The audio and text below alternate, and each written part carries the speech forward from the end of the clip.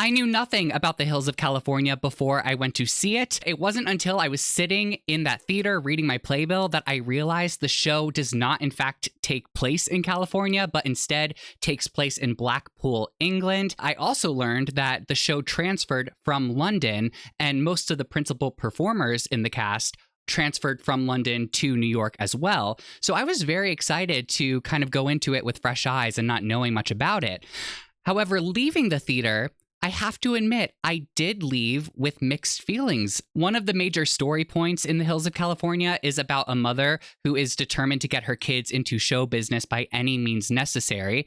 See where I'm going with this? So I did think about GYPSY the entire time I was in the theater. To me, The Hills of California was like if you took GYPSY, told it in flashback, set it in 1955 England, and gave Madame Rose 2 more daughters. There was one moment where I did feel that the show full-on copied GYPSY, and that was an audition sequence in Act 2, where the mother in The Hills of California, her name's Veronica, she sort of gets involved with her children's performance as they're auditioning, very much how Rose in GYPSY was sort of moving props around and things like that during her girls' auditions. So I did kind of feel that that might have been an overstep. And like in GYPSY, the girls' act is outdated due to their mother's inability to change with the time. So for example, in The Hills of California, Veronica, again, the mother, uses the careers of the Andrews Sisters, a real-life popular singing group, as a guide for her daughter's act, only to later discover that the entertainment industry has shifted to favor rock and roll. I have to say, I do find it wild that GYPSY is opening in the theater directly next door to the Broadhurst where The Hills of California is playing. I do believe that by the time GYPSY officially opens at the Majestic Theater, that this show, The Hills of California, will be in its final couple of performances. But I just found it very interesting because they do have very similar themes. But I will say, to the credit of the production, instead of simply rehashing the story of GYPSY, the show does end up feeling like it adds something to that conversation about show business. And it's like GYPSY up until it isn't. The show ends up going to a much darker and much more serious place than GYPSY was able to. So I did come to the conclusion after the show that The Hills of California is a story that we've heard before, but it tells it so well that I don't mind. And the writer, Jez Butterworth, writes fantastic characters. The more I got to know these characters, the more I really felt for them. The show starts in 1976, where the Webb sisters are reuniting at their family's it's their childhood home, but it's also a boarding house. It's kind of like a hotel situation, and it's called Seaview. And ironically, as it's brought up during the show, none of the rooms actually have a view of the sea. And they are reuniting in anticipation of their mother succumbing to her illness and passing away. So when the sisters meet up in their childhood home, they start discussing past events and start having memories. And the audience is taken back to 1955, where we see the events that led up to their family splitting apart. And I have to admit, this premise, it did not excite me. I don't know if I would have chosen to go see the show if I wasn't reviewing it, but I will say I'm glad I did. Part of what was making me hesitant was the length of the show. It's 2 hours and 45 minutes. There is one 15-minute intermission, more on that later, and there is one 2-minute pause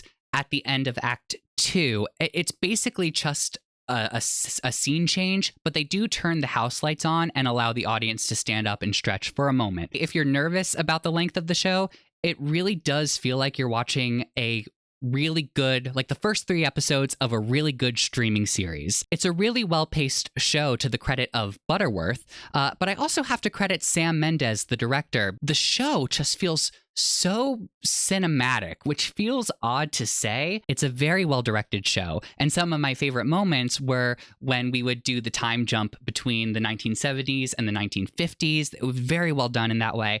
Also, in Act 3, there is a character who enters the story, and the way the music, lighting, set, the audio, the performance, everything complemented each other perfectly. It was so magical to see this character enter the stage.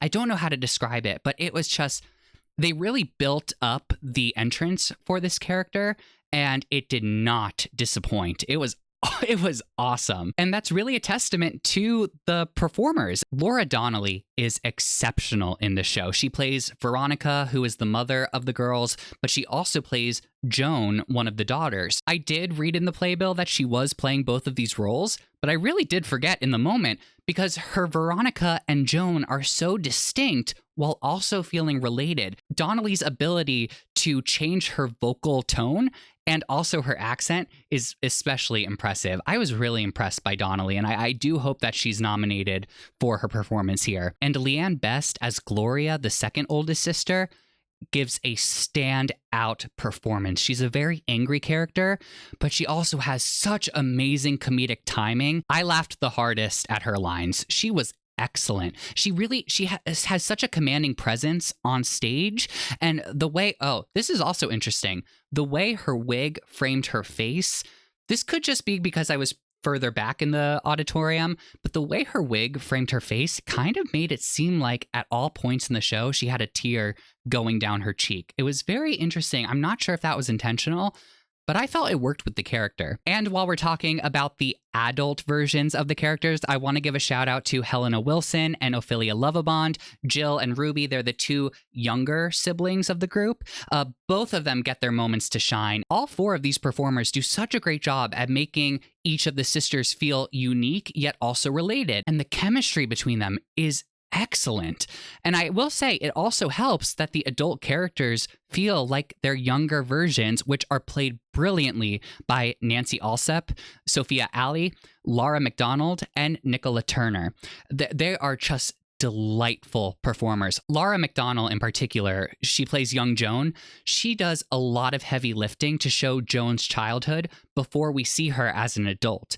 And young Joan's journey is very well established in the script. Pay attention to McDonnell and her scenes with her onstage mom, played by Donnelly, because they really set the stage for the characters' decisions later on in the show. This is a cast of 17 performers, and every actor, from the ones I discussed to those I haven't mentioned by name, does a fantastic job at keeping the story going. Here is a view of my seat. I was house left in the rear mezzanine. I had excellent visibility. However, getting to the bathrooms at intermission was a bit of a challenge.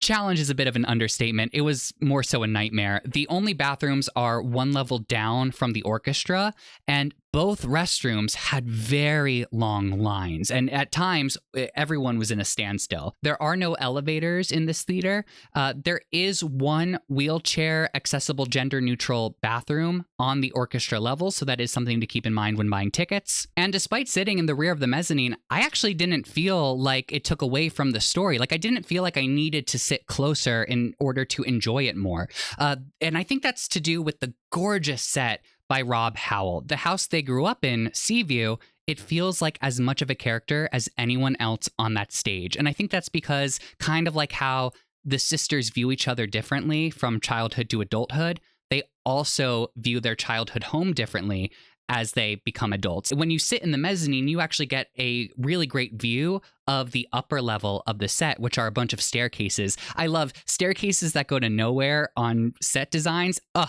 It's my absolute favorite. At the start of the show, I was like, oh, I'd love to go up there and see what that's all about. But then during the show, I was like, oh, I don't want to go up those stairs. The set does rotate. We've seen a lot of turntables on Broadway stages, but I do think that they use it to great effect in this production. The whole set and the whole vibe does come across as haunting, but it's not like a haunted house. It really does feel like these characters are being haunted by their memories. And the lighting design by Natasha Chivers really adds to this haunting effect. It's interesting when you enter the theater and during intermission and after the show, the house lights are kept very dim, like noticeably dim. Like, I had to use my flashlight to make sure I was in the right row. It gives off this weird, warm yet eerie feeling that I think actually complements the show quite a bit. I also want to give a shout out to the musical supervisor and arranger Candida Caldecott and composer, sound designer, and arranger Nick Powell. The sound design was incredible and the music choices were so strong. It was a really large audience, so there were times where there was some coughing or there were some distracted sounding noises throughout the audience. But then when that sound design hit and there was a really good audio cue, everything went quiet. And it was just so magical to be in that. So I really wanted to give them credits and give them their flowers as well. So do I think The Hills of California has any chances at the Tony Awards? Well, I do think on the topic of set and lighting design, I do think that they at least should be nominated in those categories. I also think that Laura Donnelly absolutely deserves a nomination for Best Performance by a Leading Actress in a Play for her role as Veronica and Joan. I also think that Leanne Best, who plays Gloria, deserves a nomination for Best Performance by a Featured Actress in a Play for her performance. And Sam Mendes. I could see Sam Mendes getting the nomination for Best Direction of a Play, maybe even winning the award. Will this win Best Play? I do think it is a bit early, but it's a very strong candidate in my opinion. So I am eager to see what shows it may be up against. So should you see The Hills of California before it closes on December 22nd? I would say yes. It's a very good show. The performances are very strong.